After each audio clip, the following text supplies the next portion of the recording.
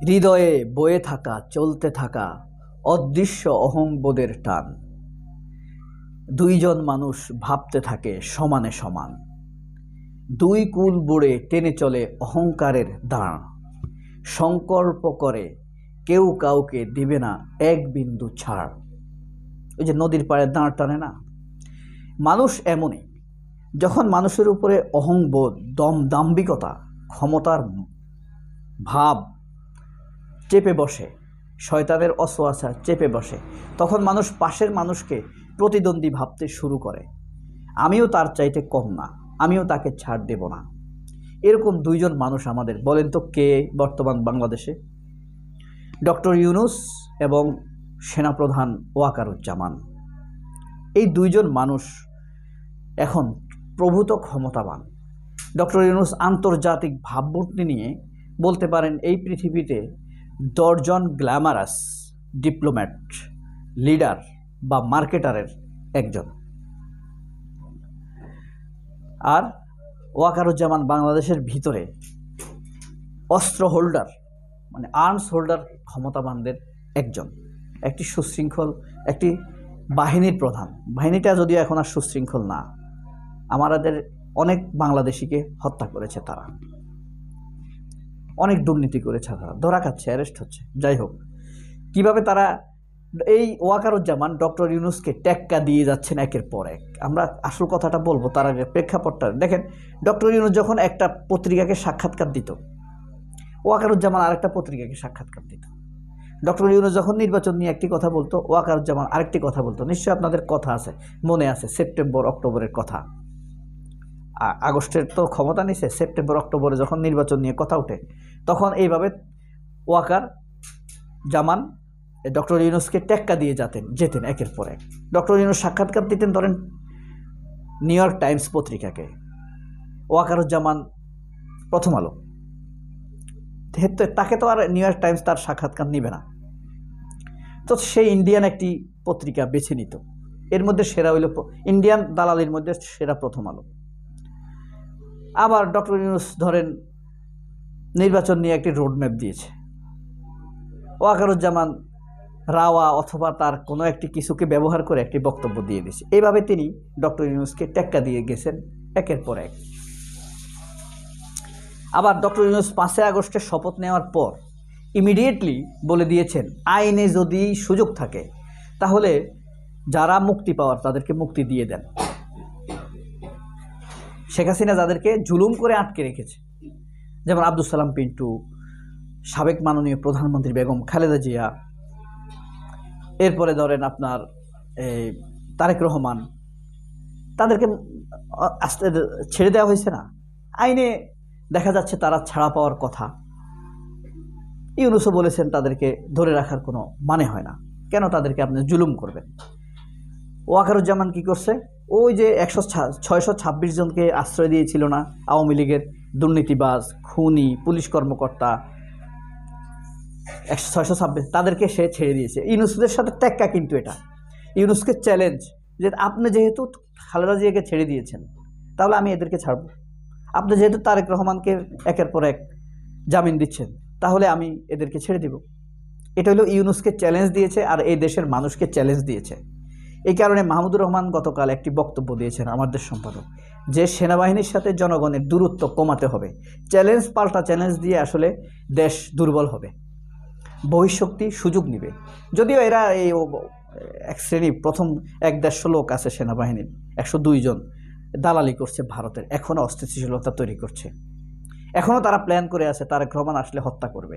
এখনও তারা প্ল্যান করে আসছে পরবর্তী সরকার আসলে তাদেরকে চাপ দিবে ভারতের সাথে সম্পর্ক করার জন্য। এদেরকে বাদ দিতে হবে না, এরা অপরাধী, গুম খুনের সাথে ছিল।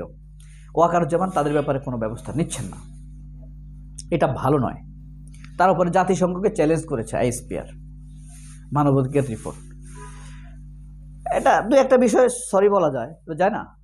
অবশ্যই সরি বলা যায়, ভুল ত্রুটি থাকতে পারে মানুষের, এটা আরও মহত্ব বাড়ে, মানুষের বিশ্বস্ততা বাড়ে। যাই হোক, এই যে এইভাবে চ্যালেঞ্জ দিচ্ছেন, সমান খেলা। এবার নতুন করে কি খেলাটা খেলেছেন দেখেন, অ্যান্টোনিও গুতেরেস এই দেশে আসতেছেন, খেয়াল করে দেখেন। গত কয়েকদিন যাবৎ কথা আসছে, এখন এই অ্যান্টনিও গুতেরেসের আগমন উপলক্ষে সেনাবাহিনী প্রধান ওয়াকারুজ্জামান নিজেকে আলোচনায় রাখতে হবে না? ইউনূস তো এখন আলোচনায় শুধু এখানে না, বিশ্বব্যাপী। জাতিসংঘের মহাসচিব বাংলাদেশে আসছেন, এটা নিয়ে সারা পৃথিবী আলোচনা করছে। Washington Post, Al Jazeera, New York Times, Fox News, Daily Mail, Morning Sun, যত বিশ্বখ্যাত পত্রিকা আছে তারা সবাই এ নিয়ে কিন্তু কাভারেজ দিচ্ছে। ডক্টর ইউনূস কাভারেজ পাচ্ছেন, অ্যান্টনিও গুতেরেস আসছে। এখন ওয়াকারুজ্জামান কি করবেন? ওয়াকারুজ্জামান এই ফাঁকে এক ডিলে দুইটা পাখি মারছেন। এক হলো ওই দিনে তিনি চীনের রাষ্ট্রদূতের সাথে সাক্ষাৎ করেছেন, তিনি নিজের দিকেও কিছু মিডিয়ার ভাব নিয়ে গিয়েছেন। এটা হলো ইউনূসকে টেক্কা দেওয়ার চেষ্টা করা, চ্যালেঞ্জ করার চেষ্টা করা। আবার এই যে 28 তারিখ ডক্টর ইউনূস 27 তারিখ চীন সফরে যাবেন, এই কারণে চীনের রাষ্ট্রদূতের সাথেই তিনি সাক্ষাৎ করলেন। তাহলে এক ডিলে দুই পাখি। ডক্টর ইউনূসের চীন সফর উপলক্ষে ওয়াকারের সেখানে সংশ্লিষ্টতা, অর্থাৎ চীন সফরের সাথে তার সংশ্লিষ্টতা ইচ্ছা প্রকাশ করল। জাতিসংঘের মহাসচিব আগমন উপলক্ষে মিডিয়া কাভারেজ তার দিকে কিছুটা নিয়ে নিল একই দিনে চীনের রাষ্ট্রদূতের সাথে সাক্ষাৎ করার মাধ্যমে। অর্থাৎ ডক্টর ইউনূসের সাথে সেনাপ্রধান ওয়াকারুজ্জামান চীন যেতে চায়, এমন একটি এই ব্যাপার দাঁড়িয়ে গেল।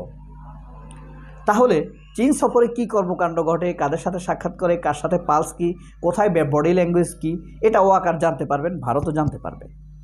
দুঃখিত, ভারত না, মানে সেনাবাহিনীর জানতে পারবে যে ডক্টর ইউনূস কার সাথে দেখা করেন, কি করেন। সেই হিসাবে তিনি বলতে পারতেন এখানে আমাদের যাওয়ার প্রয়োজনীয়তা রয়েছে। যাই হোক, সেটা ইন্টারনাল বিষয়। তবে এই যে আপনারা বুঝতে পারছেন, একটা টেক্কা দিয়ে গেল। আরেকটা ব্যাপার, বাংলাদেশে যে পরিমাণ এই হত্যা নির্যাতন হয়েছে আওয়ামী লীগের সময়, সেই তুলনায় 10 ভাগের 1 ভাগও এখন হচ্ছে না। কিন্তু মিডিয়া কাদের নির্দেশে এত গরম করে খবরগুলো প্রচার করে? প্রথমে এই ওয়াকারুজ্জামান চেয়েছে সেনাবাহিনী এই অ্যান্টনিও গুতেরেস যেন বাংলাদেশে না আসে, দেশকে অস্থিতিশীল করে দিবে, ধর্ষণ টর্ষণ মব টপ দেখাইয়া মিডিয়ার দিকে নির্দেশ দিয়া এমন সব গরম নিউজ করাবে, দেশের অবস্থা ভালো না, জাতিসংঘের মহাসচিব আর আসবে না। এটাই ছিল মূল টার্গেট। এই টার্গেট যেন আর যখন ঠেকাতে পারে নাই দুষ্কৃতিকারীরা, দেশবিরোধীরা, তখন গণজাগরণ মঞ্চকে রাস্তায় নামিয়েছে আরেক অস্থিতিশীলতা তৈরি করার জন্য। এটার পেছনে থাকতে পারে কে? এদেশের গোয়েন্দা সংস্থা, মুজাহিদুল ইসলাম সেলিম সিপিবি, রহিন হোসেন প্রিন্স, লাকি তো আছেই, আরেকটা আছে আমি নাম ভুলে গেছি, 3টা ওখানে থাকবে, আকাশ। এরা এই অস্থিতিশীলতার পিছনে দায়ী। গণজাগরণ মঞ্চ দিয়েও তারা এরকম করার চেষ্টা করেছিল। তাহলে দেখাই দিয়ে দেওয়া সম্ভব যে অ্যান্টনিও গুতেরেস ভাববেন দেশের অবস্থা ভালো না।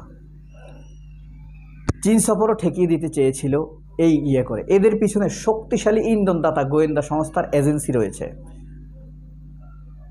নাহলে এগুলা এত আইনশৃঙ্খলা পরিস্থিতির যতটুকু হয়েছে এতটুকু অবনতি হতো না, মিডিয়াতেও এত কাভারেজ পেত না। দেখেন, এর আগে হাসিনার আমলে কিন্তু এক জাতিসংঘের মহাসচিব 2018 সালে বাংলাদেশে এসেছিল। 1 বছর চেষ্টার পর এই দেশে এসেছে, কিন্তু তাকে নিয়ে এই দেশের মিডিয়া প্রথম আলো প্রতিদিন 3 মাস ধরে নিউজ করেছে, বিশাল সাফল্য, জাতিসংঘের মহাসচিব আসছে। কিন্তু অ্যান্টনিও গুতেরেস নিয়ে 1 সপ্তাহ নিউজ করে নাই তারা। কাদের ইন্ধনে? এখনও মিডিয়া আওয়ামী লীগের। এটা রুখে দিতে হবে, ঠেকিয়ে দিতে হবে। মিডিয়ার ভিতরে দুষ্কৃতিকারীদেরকে খাপছে ধরতে হবে। সবাই অনেক ভালো থাকবেন। আল্লাহ হাফেজ। আসসালামু আলাইকুম।